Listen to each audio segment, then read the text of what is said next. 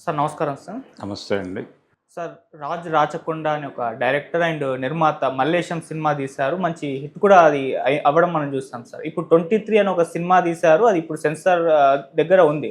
అయితే సినిమా మరి సంబంధించి డీటెయిల్స్ ఏ విధంగా ఉంది? అంటే ఎప్పుడు రిలీజ్‌కి సిద్ధంగా ఉంది? దీని గురించి ఏం చెప్తారు సార్ ఈ మూవీకి సంబంధించి? అంటే 23 అనేది కొంచెం ఇంట్రెస్టింగ్ టైటిలే పెట్టాడాయన. హ్మ్. ఇంట్రెస్టింగ్ మాత్రమే కాదు, కొంత ఇబ్బందికరమైనటువంటి టైటిల్ కూడా అది. ఓకే. ఇది 1993లో జరిగినటువంటి ఒక రియల్ ఇన్సిడెంట్ ఇన్స్పిరేషన్‌తో తీసినది. హ్మ్. అయితే ఆ ఇన్సిడెంట్ మాత్రమే తీసుకున్నారు తప్ప మిగిలిన కథంతా కల్పనే. కేవలం ఆ ఇన్సిడెంటు, దాని నేపథ్యం చెప్పే ప్రయత్నం. అంటే నేపథ్యం అంతా వీళ్ళు కల్పించుకున్నారు కథ. హ్మ్. కల్పించుకుని కేవలం ఆ సంఘటన మాత్రమే తీసుకుని, ఆ సంఘటన తర్వాత అంటే ఆ సంఘటన సందర్భంగా దానికి సంబంధించిన ఆర్గ్యుమెంట్‌ని బిల్డ్ చేసుకుంటూ వెళ్ళారు. అది చిలకలూరిపేట బస్సు దహనం కేసు హ్మ్. నేపథ్యం దీనికి. ఓకే. ఆ సంఘటన మాత్రమే తీసుకున్నారు. ఇద్దరు యువకులు బస్సు దగ్ధం చేయటం మాత్రమే సంఘటనగా తీసుకుని, ఆ ఇద్దరు యువకుల జీవితాలని వీళ్ళ పద్ధతిలో డిజైన్ చేసుకున్నారు. ఒరిజినల్ లైఫ్ కాదు వాళ్ళది. ఒరిజినల్ క్యారెక్టర్స్ కాదు. ఇది బయోపిక్ కాదు. హ్మ్. బయోపిక్ కాదు. ఆ సంఘటన కలిగించినటువంటి ప్రేరణతో తీసినటువంటి సినిమా. ప్రేరణ అంటే వాళ్ళిద్దరూ ఇప్పటికీ జైల్లోనే ఉన్నారు. 93లో జరిగిందది. 93 నుంచి ఇప్పుడు 2025లో ఉన్నాం మనం. ఇప్పటి వరకు వాళ్ళు జైల్లోనే మగ్గుతున్నారు. దాదాపు 35 ఏళ్ళు దాటిపోయింది. ఓకే. ఈ క్రమంలో ఇలాంటి సంఘటనలు కొన్ని జరిగినాయి సమాజంలో. ఆ సంఘటనల్లో దోషులు ఎలా ఉన్నారు, వీళ్ళ పరిస్థితి ఎలా ఉండటానికి కారణం ఏమిటి అనేది చర్చించే ప్రయత్నం చేస్తూ ఒక కంపారిటివ్ స్టడీ చేశారు ఈ సినిమాలో. ఇద్దరు యువకులు వాళ్ళ జీవితంలో రకరకాల కష్టాలు, సమస్యలతో కేవలం డబ్బులు కావాలి అనేటువంటి మోటో. ఈ మోటో వరకు కరెక్టే. అక్కడ వాళ్ళ జీవితాల్లో కూడా చిలకలూరిపేట బస్సు దహనం కేసులో చలపతి విజయవర్ధన్ రావుల జీవితంలో కూడా డబ్బుల కోసమే చేశారు. వాళ్ళకి వేరే ప్రోగ్రామ్ ఏం లేదు. అంటే దాని మీద రకరకాల పుకార్లు సర్క్యులేట్ అయినాయి అప్పుడు. హ్మ్. అంటే ఆ బస్సులో ట్రావెల్ చేస్తున్నటువంటి ఎవరో ఒక పొలిటీషియన్ని టార్గెట్ చేసి చంపడం కోసం చేశారని కొంతమంది మాట్లాడారు. అలాగే దీని వెనకాల ఇంకెవరో ఉన్నారు అని చెప్పి మాట్లాడారు. అవేవీ లేవు. చాలా ప్లెయిన్గా వాళ్ళు డబ్బుల కోసం చేసినటువంటి యాక్షన్ అది. జనాల్ని బెదిరించి వాళ్ళ దగ్గర నుంచి డబ్బులు తీసుకోవాలి అనుకున్నారు. అంతవరకే మోటో.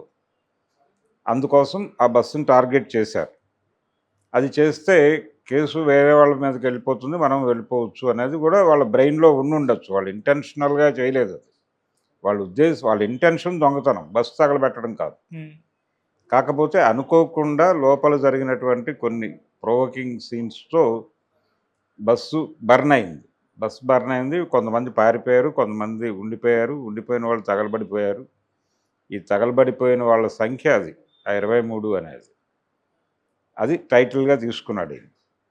అయితే ఇక్కడ కూడా అంటే వాళ్ళ లైఫ్ వేరే. ఈ సినిమాలో చూపించేటువంటి క్యారెక్టర్స్, వాటి జీవితాలు నడిచే పద్ధతి వేరు. ఒరిజినల్ స్టోరీ వేరు. ఒరిజినల్ స్టోరీ తీయకూడదు, వాళ్ళ ప్రైవసీకి ఇబ్బంది కాబట్టి ఆ స్టోరీ జోలికి వెళ్ళలేదు వీళ్ళు. ఇది కల్పించుకున్నారు. కేవలం ఆ ఇన్సిడెంట్ మాత్రమే తీసుకున్నారు. ఆ ఇన్సిడెంటు అంటే ఇద్దరు దళిత యువకులు అనేది ఎస్టాబ్లిష్ చేశారు దీనిలో. ఇద్దరు దళిత యువకులు, ఆ దళిత యువకులు చేసినటువంటి మాల సామాజిక వర్గానికి చెందినటువంటి ఇద్దరు యువకులు చేశారు అది. అంటే వాళ్ళ జీవితానికి ఆసరాగా కావలసినటువంటి కొద్దిపాటి డబ్బులు పుట్టించుకోలేని పరిస్థితి ఆ కులానికి ఉంది. అది ఇతరులకు పెద్ద ఇష్యూ కాదు. అదేంటి 15 రూపాయలకి హత్యలు చేస్తారా, 10 రూపాయలకి హత్యలు చేస్తారా అని ఆశ్చర్యపోవచ్చు. కానీ అది చేసేవాడికి అది చాలా పెద్ద విషయం. ఆ 10 రూపాయలు అనేది మర్యాదస్తులకి ఇది దుర్మార్గంగా కనిపించవచ్చు, కానీ ఆ జీవితాలు తెలిసిన వాళ్ళకి ఇదేమీ ఆందోళన కలిగించేది కాదు. వాళ్ళ జీవితాలు ఇలా ఉండటానికి కారణం సమాజం. ఆ డబ్బులు పుట్టక వాళ్ళు హ్యాబిక్చువల్స్ కాదు. హ్యాబిక్చువల్స్ అంటే వాళ్ళు వృత్తి నేరగాళ్ళు కాదు. వాళ్ళు అనివార్యమైన పరిస్థితుల్లో ఆ నేరం చేశారు. నేరం చేయలేదని వాళ్ళు చెప్పట్లా, చేశామనే చెప్తున్నారు. ఆ రోజు కోర్టులో కూడా అదే మాట్లాడారు వాళ్ళు. మేము చేశాం తప్పే అని ఇప్పటికీ కన్ఫెస్ అవుతున్నారు వాళ్ళు. ఇప్పటికీ బాధపడుతున్నారు జైల్లో కూర్చుని. ఇది ఈ జరిగిన తర్వాత వాళ్ళు ప్యారలల్‌గా ఏం జరిగింది అనేది. ప్యారలల్‌గా అంటే ఒకే టైమ్ లైన్ మీద జరిగిన సంఘటనలు కాదు గానీ 90 దశకంలో జరిగినటువంటి కొన్ని ఇన్సిడెంట్స్ తీసుకున్నారు. తీసుకొని ఒక కంపారిటివ్ స్టడీ చేశారు ఈ సినిమాలో. అదేంటంటే మద్దెల చెరువు సూర్యనారాయణ రెడ్డి గారు నాయకత్వంలో జరిగినటువంటి రామానాయుడు స్టూడియో దగ్గర ఫిల్మ్ నగర్ అప్‌లో ఉంటుంది. అక్కడ రామానాయుడు స్టూడియోలో ఆ రోజు ఒక సినిమా ప్రారంభోత్సవం జరిగింది. 'శ్రీరాములయ్య' అనే సినిమా. పరిటాల రవి గారి తండ్రి గారి కథ. ఆ రియల్ స్టోరీ అది, బయోపిక్. ఆ బయోపిక్ తీయటానికి ఆ రోజు ముహూర్తం. మోహన్ బాబు గారు హీరో. పరిటాల రవి, మోహన్ బాబు వీళ్ళందరూ కలిసి కారులో వస్తుండగా బ్లాస్ట్ జరిగింది. యాక్చువల్గా ఆ కారు టార్గెట్గా జరిగింది. అది కనుక బ్లాస్ట్ అయి ఉంటే మోహన్ బాబు గారు కూడా ఈ రోజున మన మధ్య ఉండేవారు కాదు. ఓకే. పరిటాల రవి ఆ రోజే అయిపోయేవాడు.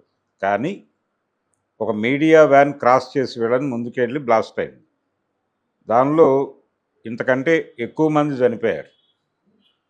ఏది ఈ చిలకలూరిపేట బస్సు దహనం కేసులో చనిపోయిన వాళ్ళకంటే ఎక్కువ మంది చనిపోయారు. ఈ 2 కేసులకి పోలిక ఏంటంటే చనిపోయిన వాళ్ళ సంఖ్య దీనికంటే ఎక్కువ. చనిపోయిన వాళ్ళ సంఖ్యను బట్టి నేరం యొక్క సాంద్రత, ఇంటెన్సిటీ ఎక్కువ అనుకుంటే దీనికంటే ఎక్కువ మంది చనిపోయినటువంటి దానిలో వాళ్ళు కూడా పేదలే. అందులో మిక్కిలినేని జగదీష్ బాబు అని ఒక జర్నలిస్ట్ కూడా చనిపోయాడు. జర్నలిస్టులే చనిపోయారు దానిలో, మీడియా వ్యాన్ అది. ఓకే. ఈ చనిపోయినటువంటి పరిస్థితి వాళ్ళకి శిక్షలు పడ్డాయి. కానీ 10 సంవత్సరాల్లో వాళ్ళు హాయిగా బయటకు వచ్చేసారు. శిక్ష కంప్లీట్ చేసుకుని 7 సంవత్సరాల పైన ఎంతో చేశారు వాళ్ళు శిక్షలు. 10 ఇయర్స్ మార్క్ పెట్టుకుని రిమేషన్తో కలిపి 7 to 8 ఇయర్స్ ఎంతో చేసి బయటకు వచ్చేసారు. కానీ వీళ్ళు ఎందుకున్నారు అనేది. రెండోది వీళ్ళ ఇంటెన్షనే చంపటం. ఏది ఈ Jubilee hills car blast case, ఈ మద్దెల చెరువు సూర్యనారాయణ రెడ్డి చంపటమే ఇంటెన్షన్గా చేశాడు ఇది. ఓకే. కానీ వాళ్ళు చంపటం ఇంటెన్షన్ కాదు, వాళ్ళకి డబ్బులు తీసుకోవటం మాత్రమే ఇంటెన్షను. రోజుకి అంటే వాళ్ళ రోజు జీవితం గడవటమే కష్టంగా ఉన్నటువంటి పరిస్థితుల్లో వాళ్ళ పని చేశారు. ఇక్కడ అది కాదు, ఇది ఫ్యాక్షన్ గొడవ. వీళ్ళు చంపటమే ఇంటెన్షన్గా చేశారు. కాబట్టి మోటో వీళ్ళకు ఉంది కానీ వాళ్ళకు లేదు. అయినప్పటికీ వాళ్ళు జైల్లో మగ్గుతున్నారు, వీళ్ళు బయటకు వచ్చేసారు. ఏమిటి కారణం? వాళ్ళు దళితులు కాబట్టి, వీళ్ళు రెడ్లు కాబట్టి, వాళ్ళు మాలలు కాబట్టి, వీళ్ళు రెడ్లు కాబట్టి బయటకు రాగలిగారు. వీళ్ళకి సమాజ ఆమోదం ఉంది. వాళ్ళని బయటకు రానివ్వకూడదు అని చెప్పి ఆ రోజుల్లో ఆందోళనలు చేశారు. వాళ్ళని ఉరి తీయాలని ఆందోళనలు జరిగినాయి. కానీ ఇక్కడ ఈ జూబ్లీ బ్లాస్ట్ కేసులో వీళ్ళని ఉరి తీయాలని ఎవరు రోడ్ల మీదకి వచ్చి ప్రదర్శనలు చేయలే. ఈ పీపుల్ ప్రెజర్కి కోర్టు ఉరిశిక్ష వేసింది వారికి. ఉరిశిక్ష వేస్తే ఉరి అమలయ్యే ముందు అనుకోకుండా మహాశ్వేతాదేవి గారు అడ్డం పడి కొంత డ్రామాటిక్ సిచ్యువేషన్లో ఆ ఉరి తప్పింది. కేజీ సత్యమూర్తి గారు, మహాశ్వేతాదేవి గారు వీళ్ళందరూ అడ్డుపడి ఆ రోజున ఆపారు దాన్ని. చంద్రశేఖర్, పౌర హక్కుల నాయకుడు చంద్రశేఖర్, వీళ్ళందరూ న్యాయవాది, వీళ్ళందరూ కష్టపడి ఆపారు దాన్ని. ఆపిన తర్వాత ఆ రోజు నుంచి ఈ రోజు వరకు వాళ్ళు జైల్లోనే ఉన్నారు. ఇంకా ఎంతకాలం ఉంచుకుంటారో కూడా తెలియని పరిస్థితి. ఓకే. మరి వీళ్ళెందుకు రిలీజ్ అయ్యారు? అలాగే చుండూరులో దళితుల్ని చంపేసి, ఇదే మాల సామాజిక వర్గానికి చెందిన వాళ్ళని చంపేసి మూటలు కట్టి నదిలో గిరాటేశారు. వాళ్ళు కూడా ఎటువంటి శిక్షలు లేకుండా బయటే ఉన్నారు. వాళ్ళు చంపడమే ఇంటెన్షన్. అలాగే కారంచేడులో మాదిగూడెం మీద దాడి చేసి చంపేశారు. చంపేసిన వాళ్ళకు కూడా వాళ్ళలో ఒక్కడికే శిక్ష పడింది. మిగిలిన వాళ్ళందరూ ఎక్విటల్ అయిపోయారు, హ్యాపీగా బయట ఉన్నారు. వాడు కూడా బయటకు వచ్చేసాడు. వాళ్ళు కమ్మ సామాజిక వర్గానికి చెందినటువంటి వాళ్ళు. వీళ్ళు బయట ఎందుకు ఉంటున్నారు? ఇంత క్రైమ్స్ చేసిన వాళ్ళు వీళ్ళు బయట ఎందుకున్నారు, వీళ్ళు మాత్రమే జైల్లో ఎందుకున్నారు అనేది ప్రశ్న. అంటే భారతదేశంలో న్యాయం ఒక కులానికి ఒకలాగా ఇంకో కులానికి ఒకలాగా జరుగుతోందా? అంటే ఇది కుల సమాజం, ఇక్కడ కులమే రాజ్యం చేస్తోంది అనడానికి ఇంతకంటే ఉదాహరణ అక్కర్లేదు అనేది ఎక్స్ప్లెయిన్ చేయటం కోసం, అంటే భారతదేశంలో కులం అనేది ఏ రూపంలో నడుస్తోంది అనేది ప్రపంచానికి చెప్పడం కోసం ఆ ఇన్సిడెంట్ తీసుకున్నారు. కానీ అదేదో బయోపిక్ తీయాలని కాదు, అది బయోపిక్ కాదు. కేవలం ఆ ఇన్సిడెంట్ని తీసుకుని ఆ టైంలో జరిగినటువంటి 3-4 ఇన్సిడెంట్స్ని కలిపి ఈ సినిమాకి కథను బిల్డ్ చేశారు.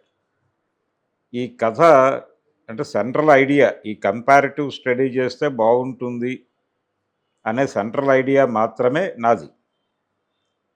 వాళ్ళ జీవితాలు, వాళ్ళ కథనాలు అవన్నీ వాళ్ళే తయారు చేసుకున్నారు.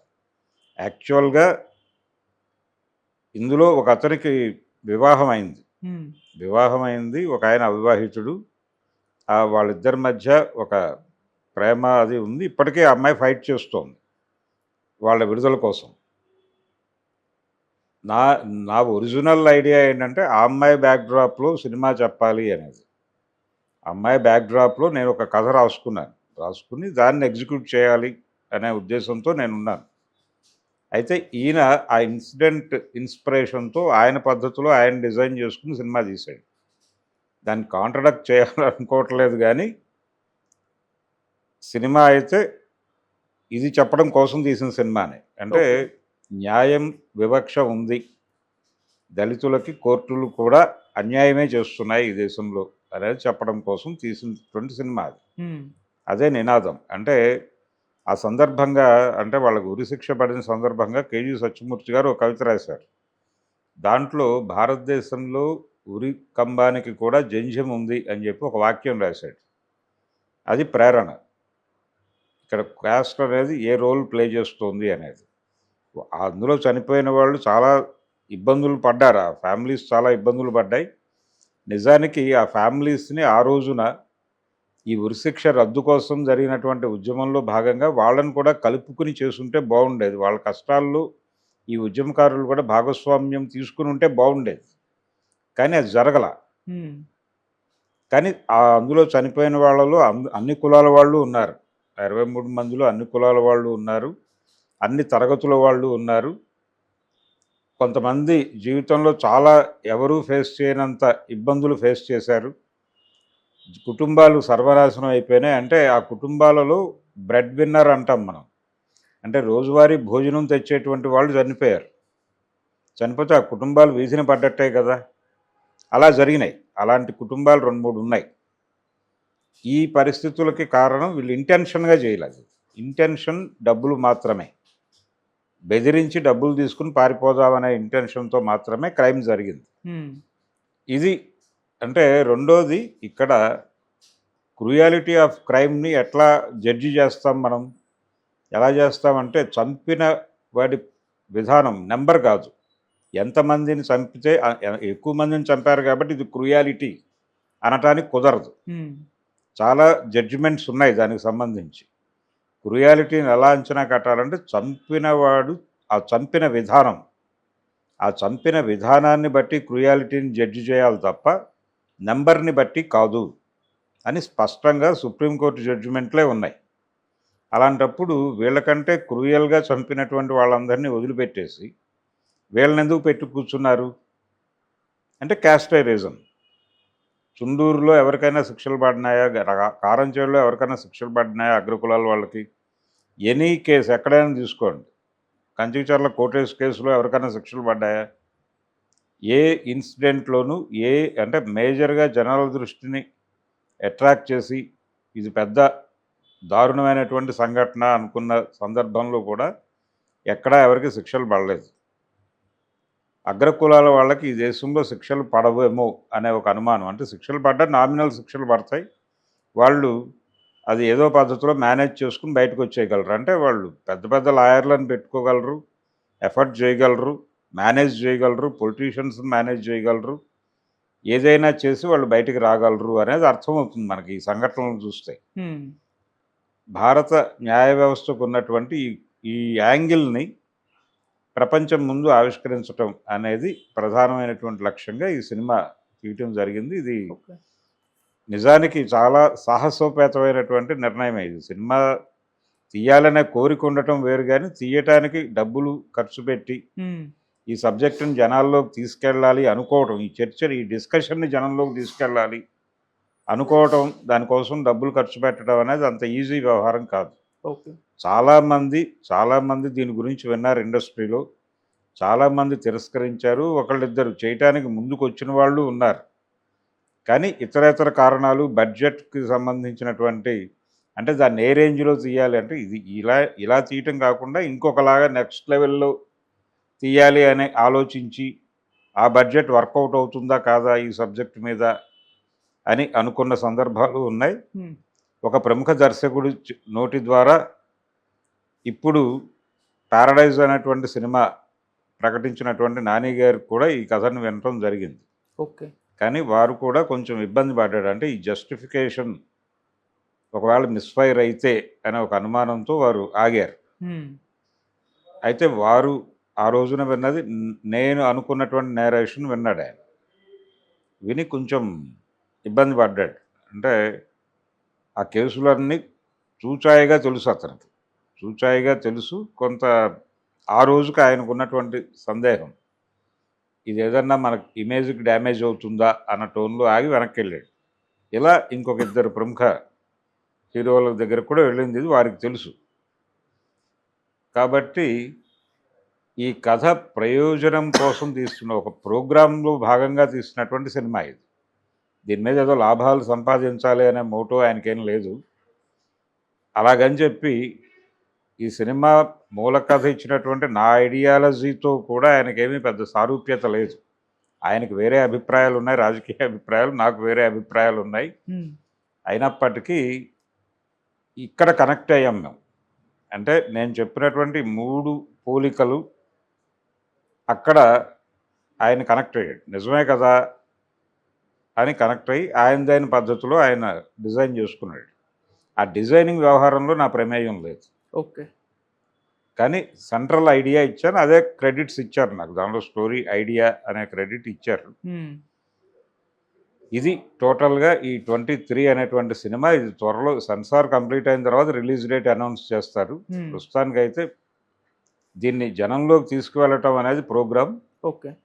నా అప్పీల్ ఏంటంటే, దళిత సంఘాలు ఈ సినిమాని పట్టించుకుని జనంలోకి తీసుకువెళ్ళటానికి మౌత్ పబ్లిసిటీకి తోడ్పడాలి. ఈ సినిమా ద్వారా మనం తిరిగి ఈ ఇష్యూని జనంలోకి తీసుకెళ్ళి, ఈ డిస్కషన్ని జనంలో కలిగించి, కుదిరితే ఆ బాధితులతో కూడా మాట్లాడి, అందరూ కలిసి సమాజం వైపు నుంచి